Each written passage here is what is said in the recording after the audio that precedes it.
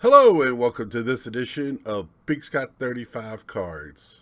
Today, I'm just going to be going over a really quick PSA return that I got from Myco. Huge return, my biggest return, my biggest pack pull probably ever in my life.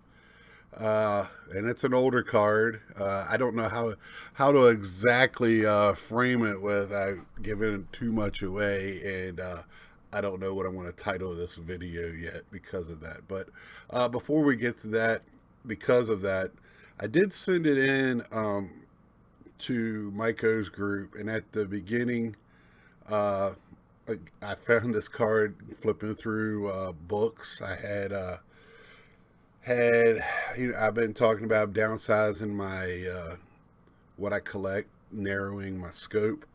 Went from collecting everything to like having a few handful of guys that I look for and some that I just keep because childhood memories, basically. Uh, and this guy's just one of probably the greatest of a generation type of player, so that might have given away. He's also let me see if I can't get this right with the back here behind my shoulder. So give a little bit of it away. But before we do that, I did send it in. One little gripe, and I talked a little bit with my buddy at the card shop over this. Uh, he, sorry, I had to fix my hair. I haven't had my hair cut yet, like most of the world. But we were talking. I sent it in for I forget what standard it is. I think up to $499. Might have been the one above that. It was $16 a card, whatever it was. Not the standard bulk, whatever. I don't know what all the submission types are. I get so confused. Now they've changed again. But, you know, two of the cards are, I sent three in the same card. Two of the cards graded lower, so they were okay. But one card graded a 10, and I had to pay an upcharge. So that's great. No, they probably should say that up front. I didn't mind paying it. If I decide to sell this card, I'll definitely get my money back.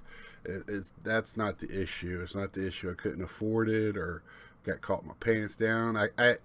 I've heard of that before, so I was prepared for it.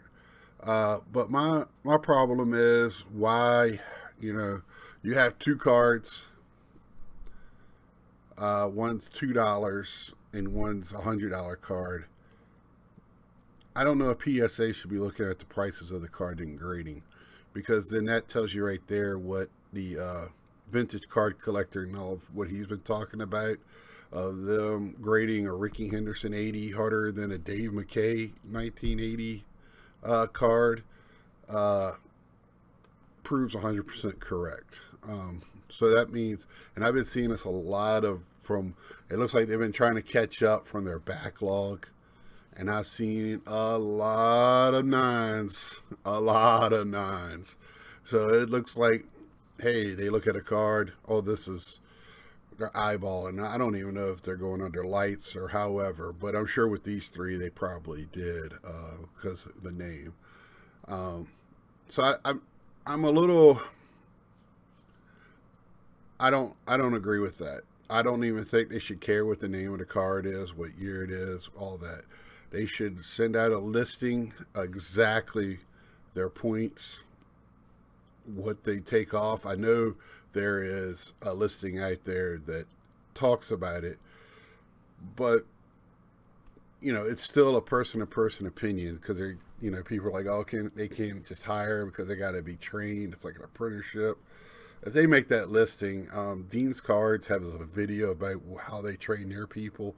They don't actually do grading, but they go down, hey, if this is here, it takes off this.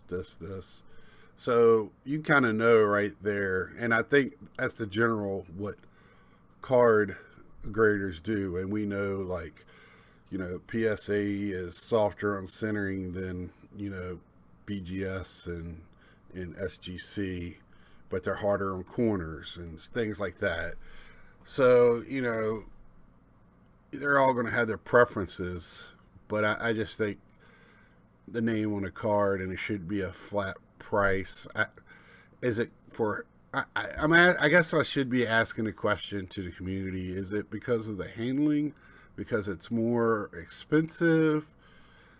I don't understand. It should be a card's a card. It doesn't matter if they're grading a Pokemon card or they're grading the Hank Aaron rookie.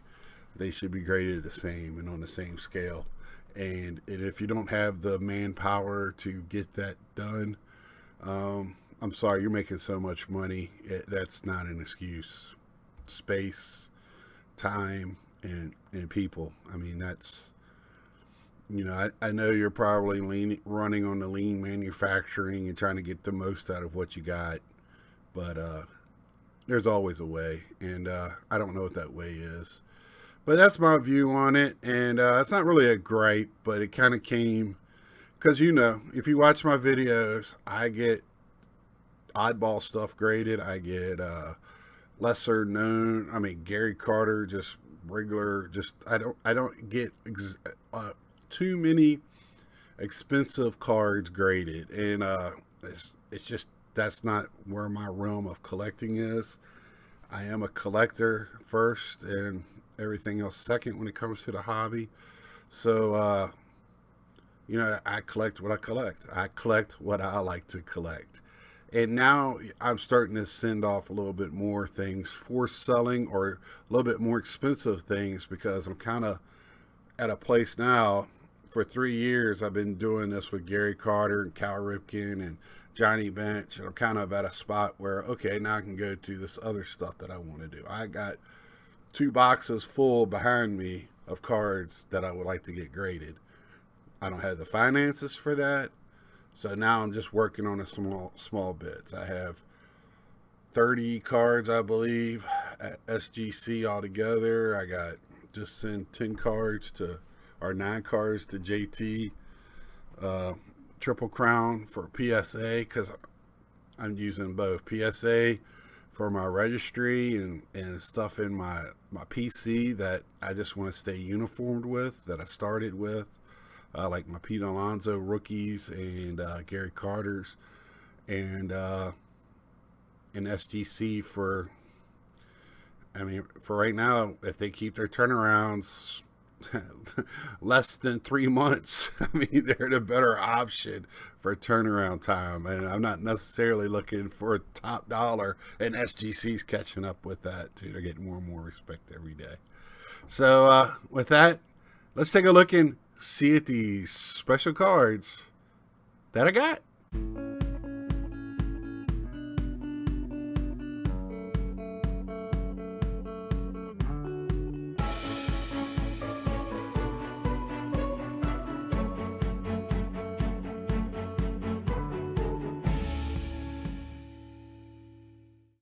Hello, and welcome back to the show, Big Scott 35 Cards. And I'm not even going to reveal or anything. These are the 3 cards that I was talking about. I probably figured it out in my opening.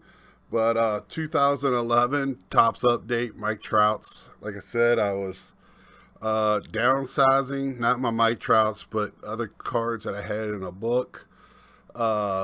And found these 3 cards in a book. 2011 Topps Update. Man, did I have a lot of ripped a lot of that product. That year was probably the one of the first years I got back into it hard. So 2011 all together. And then years after that, was it the Fairfield repacks where they put like 10 to 12 packs, and most of them were going to be, not really good packs, but it was loaded with this 2011 update. So I have Rizzo's, Goldschmidt's,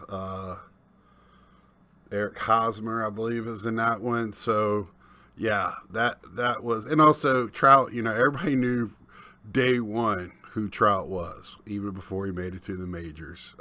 Not everyone in the baseball world, that if you follow baseball, everybody knew that Trout and Harper were the two guys and forever linked together.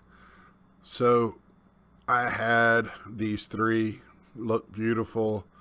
I didn't think one of the nines would have got a 9. I was kind of looking for like all 9s or 2 9s and a 7 is basically what I was looking for. But I got the 10, and I was hoping for that. Miko emailed me to let me know, hey, you got an upcharge on one. And I was I already knew what the rules were, so I knew if one of them got a 10, that I was going to get an upcharge. Which, again, Raw, and also my one gripe was, while they had the card, man, did it go up in price. Whoa. And so, that was the other thing. So, and even the 9s now, if you go by their rules, they should have upcharged me on all 3, I guess, because the 9s now are way over the price limit where what they were telling me. So now my dilemma is, what do I do? As a collector, I just want to hold these forever. I got these in the mail Friday. Today's Tuesday that I recorded this. And I had them sitting here on my desk, all 3, sitting on these pedestals, just every day, looking at them. I in awe of this card. This is a very iconic card. I know a lot of guys like to look at, I do the same thing with my Clementes and my Gary Carter rookie. But man, this is just such an iconic card, and it's a player I can watch today, and that's who I really like to really enjoy collecting, is players that I have watched in the past or I'm watching now, and especially with somebody with the talent and seems like the personality and just being a great human. At least that's what has been presented so far. Man, so much respect for this guy. A card being $3,000, I don't know. But now I'm trying to figure out, do I keep the 9, sell the 10 and the other 9, or what? I tell you what, I'm going to hold on to it until I get the right price. I know that. So, with that being said, please leave a like, share, comment. Let me know how you feel about how PSA grading and costs are. Just kind of hit or miss too, how they charge that. So, till next time, get those packs out, get to ripping if you can afford them. See ya.